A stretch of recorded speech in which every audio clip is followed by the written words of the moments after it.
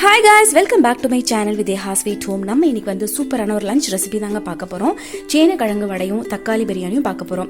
இது ரொம்பவே சிம்பிளா செஞ்சிடலாம், பட் ஒரு ஸ்பெஷல் லஞ்ச் ரெசிபியாவை நம்ம வச்சுக்கலாம். ஸோ இதுக்கு வந்து ஒரு சேனக்கிழங்கு, ஒரு சின்ன பீஸ் அளவுக்கு சேனக்கிழங்கு வந்து நான் இந்த மாதிரி தோலை நீக்கிட்டு கியூப்ஸா கட் பண்ணி வச்சிருக்கேன். இந்த சைஸ் நான் வந்து சேனக்கிழங்கு எடுத்தேன், ஒரு 1/4 கிலோ அளவுக்குன்னு வச்சுக்கோங்களேன்.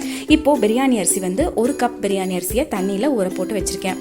இப்போ இது எப்படி செய்யலாம்னு பார்க்கலாம் வாங்க. இப்போ சாப் பண்ணி வச்சிருக்கிற இந்த சேனக்கிழங்கை நம்ம குக்கர்ல 5 விசில் விட்டு எடுத்துக்க போறோம்.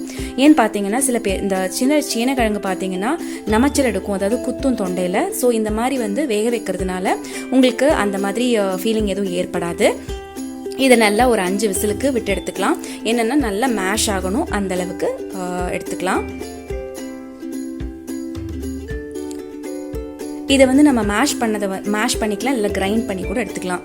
இப்போ நான் வேக வச்சு எடுத்தாச்சு. இதை வந்து தண்ணியை நல்லா ட்ரெயின் பண்ணிக்கோங்க. சுத்தமாக கம்ப்ளீட்டாக தண்ணியே இருக்கக்கூடாது, ட்ரெயின் பண்ணி தனியாக வச்சுக்கோங்க.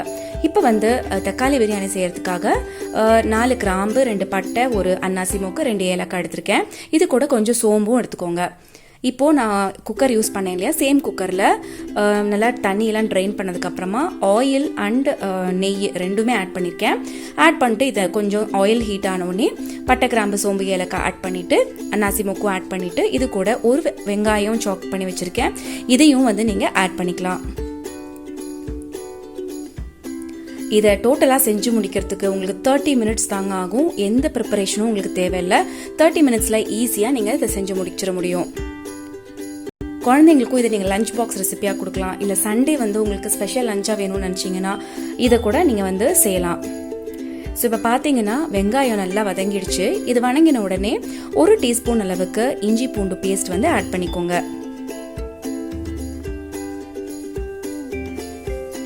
இப்போது இந்த இஞ்சி பூண்டு பேஸ்ட் வந்து வணங்கின உடனே நான் வந்து ஒரு 7-8 தக்காளி வந்து மீடியம் சைஸான தக்காளி வந்து குட்டி குட்டியாக சாப் பண்ணி வச்சுருக்கேன். இதை வந்து நல்லா இந்த தக்காளியில் இருக்கிற தண்ணி இருக்கும் பார்த்தீங்களா, இதெல்லாம் நல்லா சுண்டணும். இதிலிருந்து நல்லா எண்ணெய் பிரிஞ்சு வர அளவுக்கு இது வந்து வணங்கணும். அது வரைக்கும் இது வெந்துட்டு இருக்கட்டும் பேன்லேயே. ஸோ நம்ம அதுக்குள்ளே என்ன பண்ணலான்னு பார்த்தீங்கன்னா, சேனக்கிழங்கு வந்து இந்த தண்ணி எல்லாமே ட்ரை ஆகிடணுங்க. அது வரைக்கும் இது வந்து ஒரு மீடியம் ஃப்ளேமில் வச்சு நல்லா சுண்ட வைங்க, இந்த தண்ணி வணங்க அது வரைக்கும். ஸோ நம்ம அதுக்குள்ளே என்ன பண்ணிடலான்னு பார்த்தீங்கன்னா, சேனக்கிழங்கு வடக்கி நம்ம அதை மேஷ் பண்ணிடலாம். சேனக்கிழங்கு மேஷ் பண்ணியாச்சு. இப்போ அது கூட ஒரு கை அளவுக்கு பொட்டுக்கடலையை வந்து நல்லா ட்ரையாக பவுடர் பண்ணி எடுத்துக்கோங்க. இது எதுக்குன்னு பார்த்தீங்கன்னா, சேனக்கிழங்கோட நல்லா பைண்ட் பண்ணுறதுக்கு. நம்ம சேனக்கிழங்கு வேக வச்சோம் இல்லையா, அந்த வேக வச்ச தண்ணி மட்டும்தான் இதில் இருக்கணும். இது கூட தண்ணி எதுவுமே ஆட் பண்ணாதீங்க. இப்போ பொட்டுக்கடலை பொடி ஆட் பண்ணியாச்சு. இது கூட கொஞ்சமாக இஞ்சி பூண்டு பேஸ்ட் ஆட் பண்ணிக்கோங்க. இது கூட கொஞ்சம் சீரகம், கொஞ்சமாக சோம்பு, ஒரு 1/2 டீஸ்பூன் வந்து சீரகமும் 1/2 டீஸ்பூன் சோம்பும் ஆட் பண்ணிக்கோங்க. இது கூட கருவேப்பிலை, ஒரு கொத்து கருவேப்பிலையை குட்டி குட்டியாக சாப் பண்ணி எடுத்துக்கோங்க. காரத்துக்கு பச்சை மிளகா வேணாலும் ஆட் பண்ணிக்கலாம், சில்லி பவுடர் வேணாலும் ஆட் பண்ணிக்கலாம். குழந்தைங்க சாப்பிட்றாங்க அப்படின்னா மிளகா வந்து கடிக்காமல் இருக்கிறதுக்காக நான் சில்லி பவுடர் ஆட் பண்ணியிருக்கேன். இதில் உங்களுக்கு தேவையான அளவுக்கு உப்பு ஆட் பண்ணிக்கோங்க. இப்போ தண்ணி எதுவுமே விட வேண்டாம், ஏன்னா சேனக்கிழங்கு வேக வச்ச அந்த உங்களுக்கு ஈரப்பதமே இருக்கும். இப்போ நல்லா வந்து இதை நல்லா மேஷ் பண்ணிக்கோங்க. ஃபுல்லாக நல்லா மிக்ஸ் பண்ணி ஒரு மாவு பதத்துக்கு எடுத்துக்கோங்க. இப்போ நல்லா பண்ணியாச்சு. இப்போ பார்த்தீங்கன்னா தக்காளி எல்லாம் வந்து சுண்டி, தண்ணி எல்லாம் சுண்டி ஆயில் பிரிஞ்சு வந்துருச்சு. இந்த சமயத்தில் உங்களுக்கு வந்து கொஞ்சமாக சில்லி பவுடர், நான் 1 டீஸ்பூன் பிரியாணி மசாலா ஆட் பண்ணுறேங்க. உங்களுக்கு வேணும்னா ஆட் பண்ணிக்கலாம், இல்லை கரம் மசாலா கூட ஆட் பண்ணிக்கலாம்.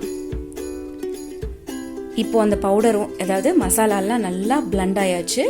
இப்போ நம்ம ஊற வச்சிருக்கோம் இல்லையா, அந்த அரிசியை வந்து ஆட் பண்ணிக்கலாம். 1 கப் அரிசிக்கு 2 கப் தண்ணி ஆட் பண்ணிக்கோங்க. இப்போ இதை நல்லா வந்து வணக்கிட்டு தண்ணி ஆட் பண்ணிட்டு உப்பு சேர்த்து 3 விசில் குக்கர்ல விட்டுடலாம்.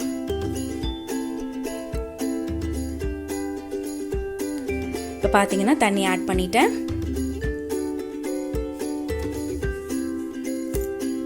ஸோ உப்பும் ஆட் பண்ணியாச்சு. இப்போ வந்து நல்லா குக்கரை மூடிட்டு 3 விசில் விட்டுருங்க. அவ்வளோதான்.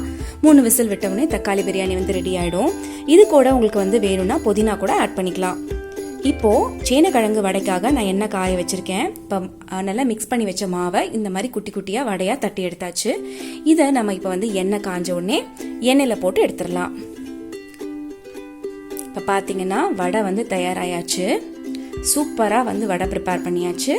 ஸோ ரொம்ப சிம்பிளாக தக்காளி பிரியாணியும் வடையும் சீக்கிரமாக ஒரு ½ அன் ஹவரில் கெஸ்ட் வந்தால் கூட நம்ம இது ஈஸியாக ப்ரிப்பேர் பண்ணிடலாம். இப்போ தக்காளி பிரியாணி, சீனக்கிழங்கு வடை நான் ஆனியன் ரைத்தாவோட சர்வ் பண்ணேன். ஸோ இந்த ரெசிபி கண்டிப்பாக ட்ரை பண்ணி பாருங்கள். உங்களுக்கு பிடிச்சிருந்தா வடை எப்படி வந்ததுன்னு சொல்லிட்டு, இந்த ரெசிபி எப்படி வந்ததுன்னு சொல்லிட்டு கண்டிப்பாக கமெண்ட் செக்ஷனில் ஷேர் பண்ணுங்கள். தேங்க்ஸ் ஃபார் வாட்சிங்.